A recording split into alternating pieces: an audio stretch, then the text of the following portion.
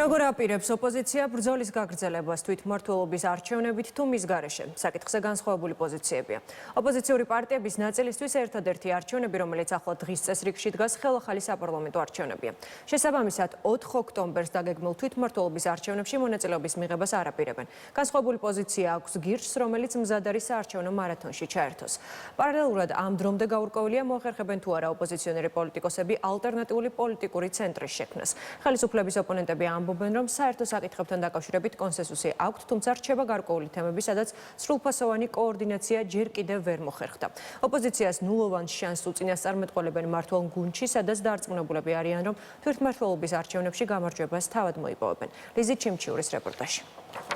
არის გარკვეული ფაქტორები, რის გამოც დღემდე ვერ მოხერხდა სრულფასოვანი კოორდინაცია. ოპოზიციაში აღიარებენ, რომ ამ დრომდე ვერც სრულფასოვანი კოორდინაცია მოხერხდა. ჯერჯერობით არც კონკრეტულად ჩამოყალიბებული გეგმა არსებობს, რომელიც ოპოზიციურ პარტიებს შესაძლებლობას მისცემს ალტერნატიული პოლიტიკური ცენტრი ან ერთიანი პლატფორმა ჩამოაყალიბონ, რითაც საერთო მიზანს ახალი არჩევნების დანიშვნას მიაღწევენ. კონკრეტული გეგმის მოლოდინში არიან ოპოზიციის მხარდამჭერებიც.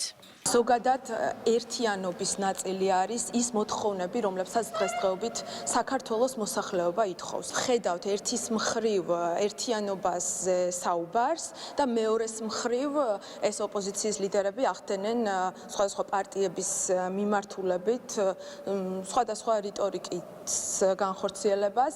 ძალიან სამწუხაროა, იმიტომ რომ ერთის მხრივ საუბრობდე ერთიანობაზე და მეორეს მხრივ შლიდე ამ ერთიანობას სხვადასხვა განცხადებებით, ეს ძალიან მძიმე შედეგის მომტანია. ნაცნობრობა იყო მთავარი ინიციატორი ამ გაერთიანების, თუმცა მაშინ პრობლემა იყო ის, რომ პოლიტიკურ მოცემულობას სათანადოდ ვერ აღიქონდა პოლიტიკური სპექტრის უდიდესი ნაწილი.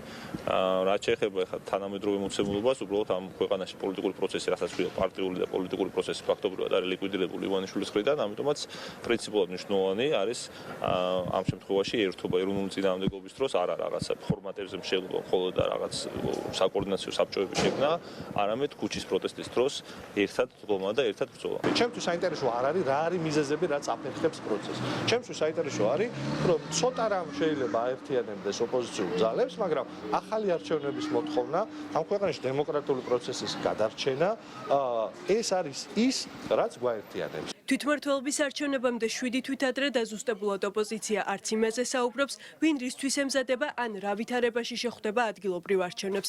დღევანდელი მოცემულობით ბარიერგადალახული ოპოზიციური პარტიები მხოლოდ პოლიტიკურ კრიზისზე საუბრობენ და გამოსავალს ახალ საპარლამენტო არჩევნებში ხედავენ. განსხვავებული პოზიცია 4 ოქტომბრის არჩევნებთან დაკავშირებით პარტია გირჩს აქვს. როგორც ალექსანდრე რაქვიაშვილი აცხადებს, პარტია წინასაარჩევნო მარათონში ჩაერთვება და პოლიტიკაში ახალი სახეების შემოყვანაზეც იზრუნებს. დემოკრატიის განვითარების კუთხით კარგია რომ იყოს პოლიტიკური კონკურენცია, დისკუსია, დებატები, მაგრამ ეს ისედაც არ ხდება. ამიტომ თუ ასეთ რეჟიმში აპირებენ ჩვენი კოლეგები გაგრძელებას, ჯობია არ მიიღონ მონაწილეობა არჩევნებში, ჩვენ უფრო მეტი შესაძლებლობა გაგვიჩნდება.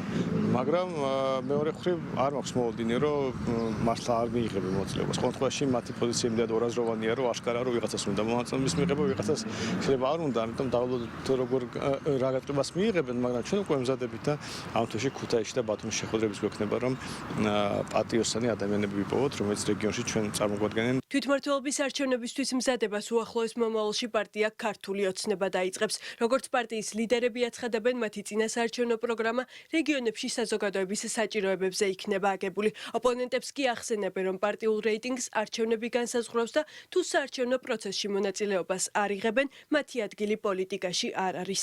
ქართული ოცნება ყველა არჩევნებზე არის ორიენტირებული ჩვენი საზოგადოების საჭიროებებზე და ის პროგრამები, რომელიც მუშავდება წინასაარჩევნოდ და შემდგომ ხდება ამ პროგრამების რეალიზება, ასევე ჩვენი ქვეყნის კეთილდღეობას და თითოეული ჩვენი მოქალაქის კეთილდღეობას ამსახურებს.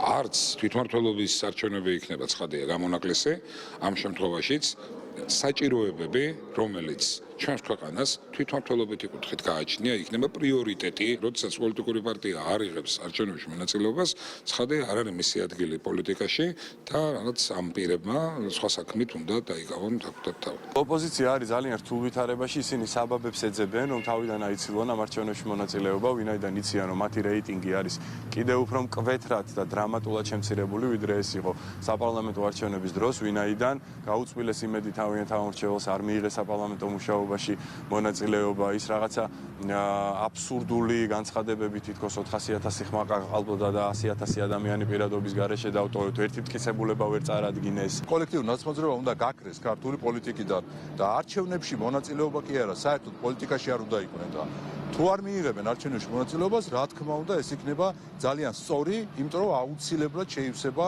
ის პოლიტიკური ველი, რომელსაც უკვე ტოვებს კოლექტიური ნაცმოძრაობა. სად და რა პოზიციაზე ხედავენ თავის ადგილს პოლიტიკური პარტიების ლიდერები ღიად არავინ საუბრობს. ცნობილია მხოლოდ ის, რომ ლელოს ლიდერის მოწოდებამ შეიქმნას ალტერნატიული პოლიტიკური ცენტრი, სადაც წამყვან როლს სალომე ზურაბიშვილი შეასრულებს, ოპოზიციაში აზრთა სხვადასხვაობა გამოიწვია.